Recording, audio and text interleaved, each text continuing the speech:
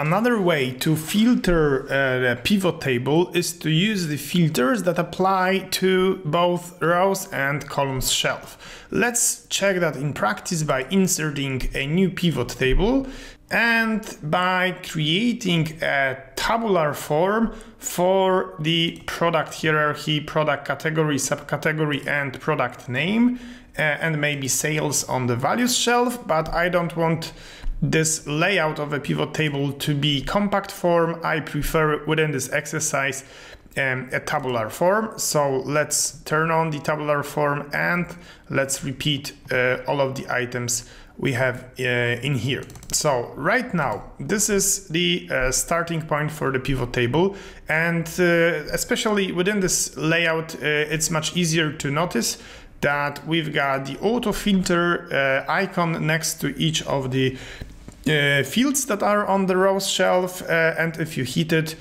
you can find the filtering operation, which is very similar to what we saw also in the previous lesson, but what is more, you've got also the label filters, which is very similar to the filter options you have in a normal table. So if I go, for example, go back right now to my starting table, you can see that on the auto filter icon you can find text filters like equals, does not equal, begins, contains, and so on. And this is exactly the same you can find right now on the label filters, equals, does not equal, begins with, and so on. So you can either use the checkboxes like let's find some furniture, but you can also use the label filters and create some more custom rules. Let's clear the filter from the product category and try to solve two puzzles. For example, let's try to find all the product names that are 3 characters only. And the second puzzle, try to find all the product names that start with M. It should be only at the beginning of the product name, not somewhere in the middle. So the first one is the label filter, which equals to, and then you can see that when I pick the equals to option, I can use question mark to represent any single character or asterisk to represent any series of characters. This is very similar to standard filtering operations in Excel. So if I'm looking just for a 3-digit, for a 3-character product, it's enough for me to use 3 question marks, and after hitting OK, you will see that I will find only 3 characters products. If I'm looking for products that start with M, I can use the M at the beginning, M letter at the beginning, and then asterisk, which represents any other elements in there. And after hitting OK, you can see that we pick only those products. You can use exactly the same characters also in the search bar. So if I pick just 3 question marks, you can see only 3 characters remain on the list, and the same with M and asterisk.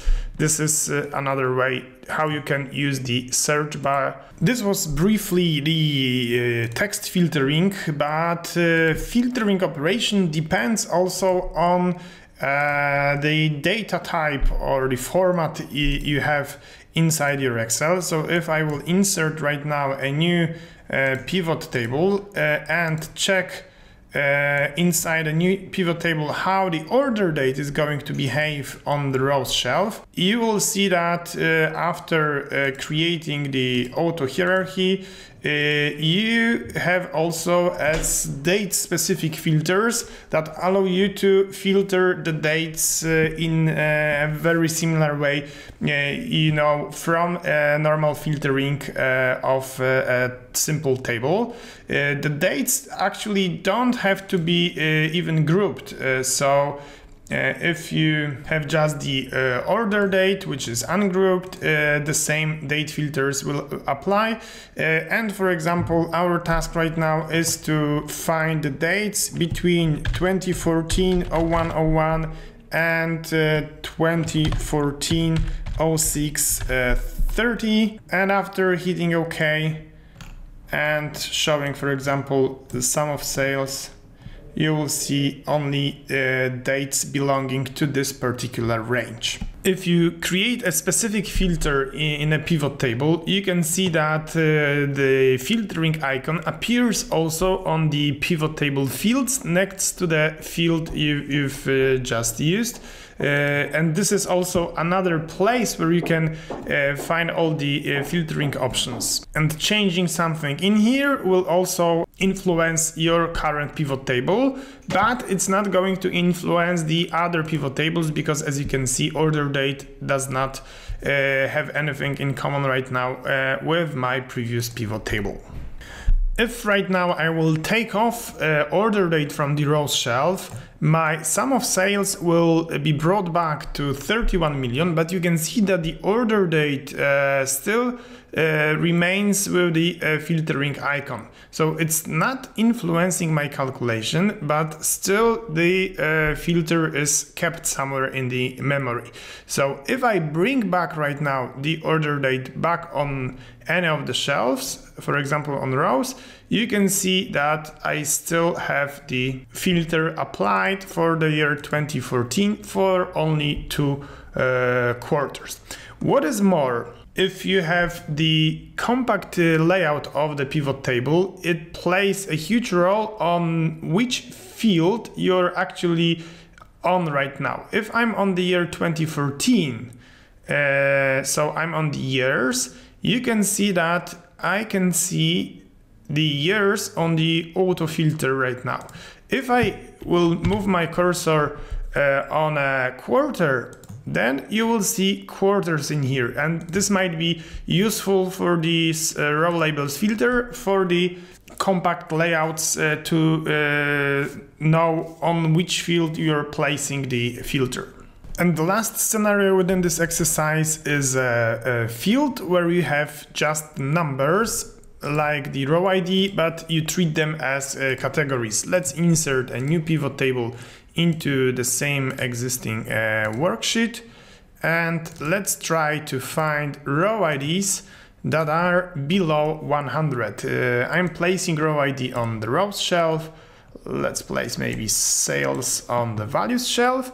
And right now you can see they are in the ascending order, and I can easily apply label filters, but please make sure you don't pick the value filters because this is something completely different that we will discuss in the next lesson. At the moment we discuss row or column labels filters, so I'm just applying a filter on a numeric field. For example, it should be less than 100, and by hitting OK, I'm just leaving those items on the list. Summing up, you can apply a filter also to rows and columns shelf, and what is more, this is very similar to the standard filtering operation and depends on the data type or format you have inside your field. So if you have the date field, you can apply the date filters. If you have numbers, like we did on row ID, we've got a number filter, and for all others, we have the text filter.